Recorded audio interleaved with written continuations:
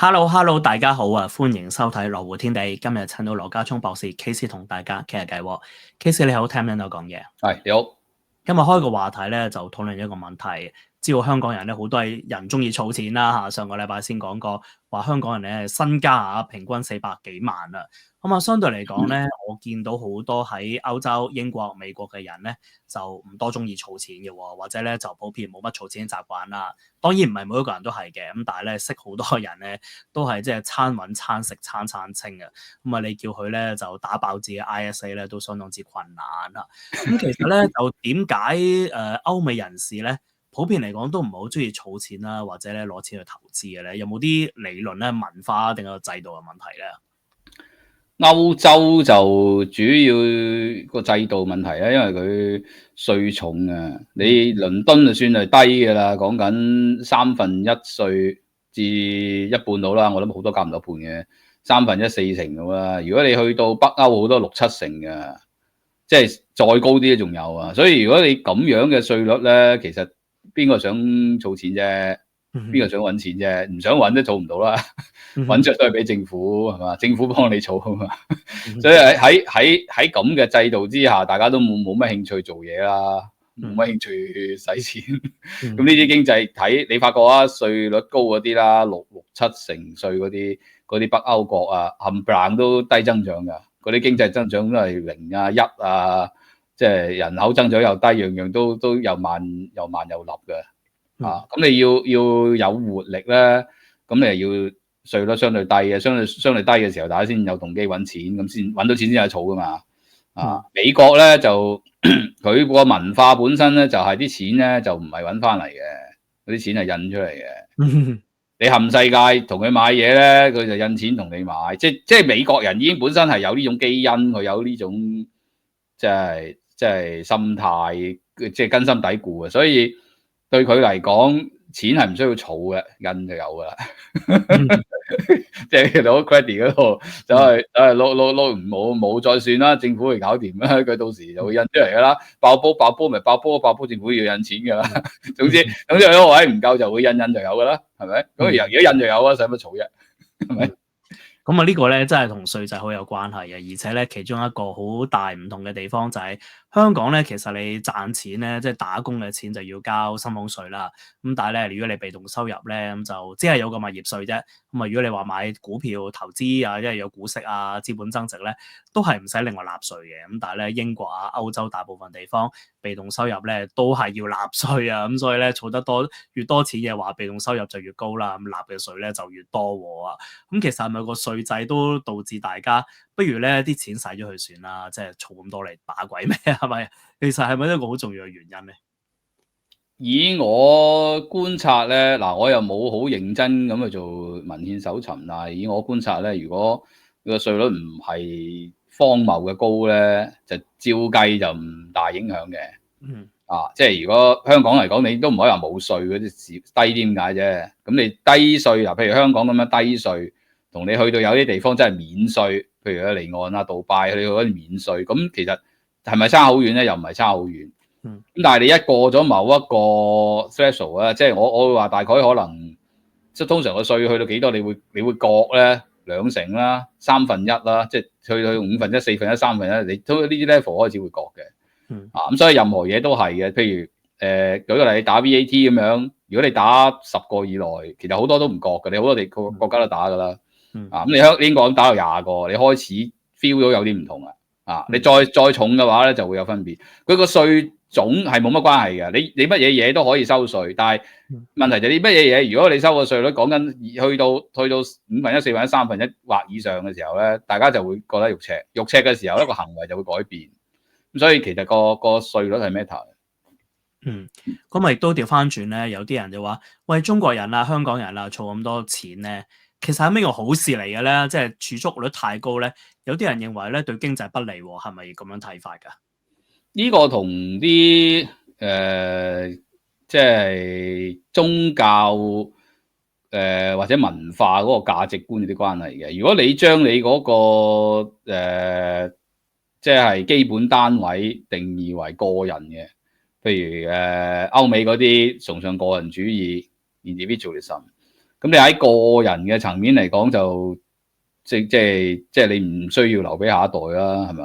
我揾嘅，我啱啱好瞓直嗰陣時使晒就最理想啦，係嘛？即係 max 埋咗成世人嘅使費，係嘛？使到最多嘅錢最開心，即係佢哋係咁諗嘢，個觀念係咁樣啊。咁但係即係譬如如果我哋華人五黃種人話有祖先有宗族咁樣講緊係要有下一代四代同堂，咁當你有呢啲咁嘅考慮嘅時候，你個單位你個觀念就唔係個人啊嘛，你一個家庭一個族。甚至一個種咁，你即係越擘越闊嘅時候，咁你咪會傾向即係唔係淨係考慮自己咯？你考慮嗰個 optimization problem 嘅時候，你 maximize 係咪就係自己嘅 utility？ 你係成個家庭甚至成個家族嘅 utility 啊嘛？咁你自然就會即係揾唔止你要使嘅水平啦。咁你都好有道理嘅。咁啊，如果你話 optimize 個人嘅 utility。咁應該咧就係賺嘅錢啱啱好咧，就夠自己一生人用嘅，咁啊搞掂啦嘛。咁但係咧，如果你話家族嘅話咧，咁啊真係可以計好遠嘅喎。咁你可能話要考慮埋之後嗰三代，哇，咁啊要儲到好多錢先至夠啊。咁亦都有經濟學家就指咧，咁其實有錢人咧有太多錢，咁咧就係未必好有好處喎。咁因為咧就話因為有錢人咧佢有錢咧就通常攞嚟儲埋佢。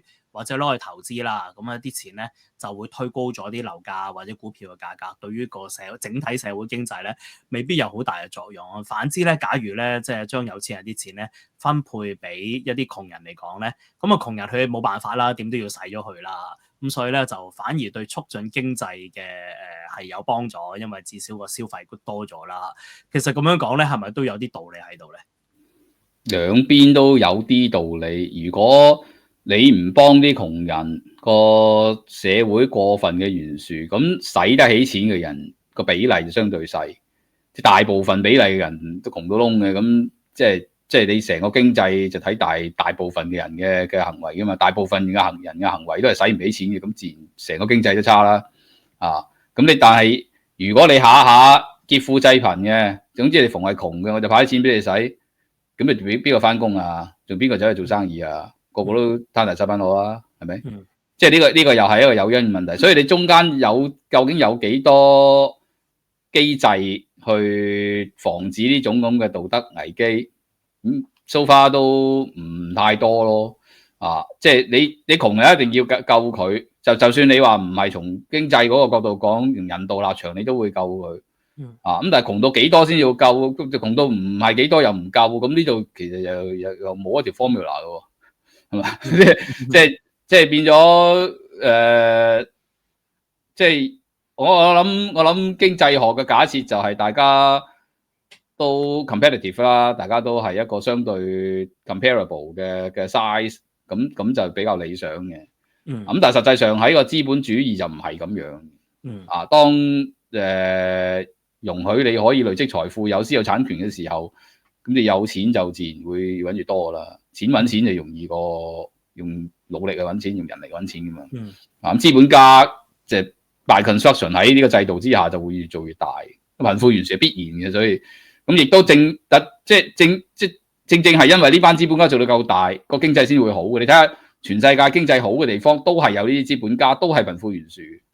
貧富唔懸殊嘅均富均等嗰啲地方，多數都窮嘅。你睇下歷史上咁多年，咁多個國家都係咁。咁所以呢度中間係有個位可以有啲走盞，但係如果你話整體嚟講你要邁向富庶嘅，又好難免，即係學翻鄧小平話齋，你都要俾一部分人先富起咯。咁但係咧，亦都可以睇翻唔同國家有唔同嘅發展啦。咁例如北歐嚟講咧，咁整體嚟講咧都叫有錢喎，即係成個國家嚟講都叫富裕啦。咁但係咧，佢堅尼係數又相對嚟講唔係咁高啊。咁其實咧，可唔可以話即係北歐人咧揾到一個叫做即係兩者之間咧可以即係比較容易？佢唔算好有錢，如果人均 GDP 計，北歐唔係十分高嘅。論每年嗰個年嘅經濟增長計低添，即係呢啲國家佢係文明，佢係相對均富。佢相對有保障，個生活壓力細，咁呢個必須要承認。但係你話如果論即係你攞你啲大企業啊，嗰啲上市企業啊，你嗰啲富豪啊攞出嚟同人比，咁一比嘅時候，成個國家你 add up 咁多個財富，即係歐洲北歐嗰啲就唔一定唔係高嘅，即係如果你加埋政府嗰個債務嘅話，即係減數嚟嘅負數嚟嘅，減埋佢嘅話，咁佢仲加衰。所以呢扎國家嗱，佢又好生活，但係又唔好揾錢嘅。咁有好多地方就啱調轉咯，好揾錢嘅，咁但係好揾錢就唔一定好生活。咁所以呢個你要諗。咁可能佢哋對於北歐國家嘅人嚟講咧嚇，佢嘅目的就係唔想有人太有錢啊嘛，咁所以咧佢有錢人係少啲咯。喂，其實咧收6-7成稅嘅話，即係啲人唔可能好有錢咯，老老實實。係咯，即係你個制度上面已經決定咗，你喺嗰度生活就唔會太有錢㗎啦，咁因為你太有錢，你啲錢都去咗啲稅嗰度啦。其實睇翻二次戰後之後咧，其實包括英國在內啦，都係有一段時間咧去到好重稅嘅喎，7-8成稅、9成稅都試過嘅喎。咁其實喺但係喺美國都試過嘅，美國都有段時間係好重稅嘅。即係呢啲係講緊係30幾年代嗰陣時咧，凱恩斯都嗰個年代啊嘛，即係因為大蕭條之後炒爆咗，咁唔係第一次炒爆啊，其實第一次炒爆係1907嘅 Banking Panic 啦，第二次大蕭條1929炒爆咗啲連番炒爆啲嘢嘅時候咧，即係開始冒起咗呢一種咁樣嘅叫做干預主義。佢又唔至於係馬克思嗰年，馬克思係再早幾廿年啦，早半個世紀19世紀後期啦。佢又唔至於嗰個咁，但係即係嗰種干預主義就係由政府出手去重手去再分配，去再搞嗰啲嘢，再刺激。咁其實就係嗰個思潮帶動之下，係令到啲嘢啲稅係比較重咯。咁但係當然你如果隨住去到戰後啦，和平咗之後，幾廿年，其實都實驗過一次添㗎。1970年嗰陣時，凱恩斯都係當道嘅呢個思潮。咁但係嗰嘢佢就即係唔係搞到打仗都好，都係滯脹。咁你滯脹咗咁長時間，大家即係經歷過高通脹啊、高失業啊，發覺呢套嘢唔係好 work 嘅時候，咁先至正式開始即係80年我哋話嗰陣時啊，即係一個 liberation 嘅年代。好多嘢譬如息口啊，各樣開始放手放鬆監管，咁又係由嗰陣時開始先見到一個比較欣欣向榮自由經濟嘅狀況。咁所以實際上如果你話 day back 翻去好幾十年前咧，其實好多嘢都仲係好落後好渣嘅。咁其實咧，我知經濟學上面咧有個拉菲曲線嘅講法啦，咁即係如果你稅率係0咧，咁啊收唔到稅啦；稅率100%亦都收唔到稅啦，冇人再做嘢啦。咁其實咧係咪一個理論值咧？就話即係有一個值咧喺中間，稅率係 say 50%、70% 咁樣咧，就收得最多稅嚇。又或者咧，就算冇一個理論值，係咪即係經過幾十年咧，我哋至少一個 empirical 嘅知道大約邊個位置，咁咧就可以maximize 大家嘅 utility 咧，係咪都有啲咁樣嘅研究做過咧？你嗰個稅收就等於個稅率乘嗰個稅基啊嘛，即係一定交稅。咁個大前提假設就係話你呢樣嘢係反比嘅，你個稅率越高咧，交稅嘅人就相對越少嘅。咁你喺咁嘅假設之下咧，你嗰個即係所謂 P 乘 Q 咧乘出嚟咧，個 P 大啲，個 Q 就細啲。咁你可以好簡單想像到就係你呢個長方形，如果係過分之高嘅，好似你頭先講嘅話0% 收唔到稅啦。過分之矮嘅，好扁嘅一條一條線打橫，咁就收唔到稅啦。咁呢個係一個微積分嘅問題啦。中間去到有個位咧，你可以係揾到個 optimal 嘅。但係呢個 optimal 咧喺實證上咧就唔係咁簡單嘅。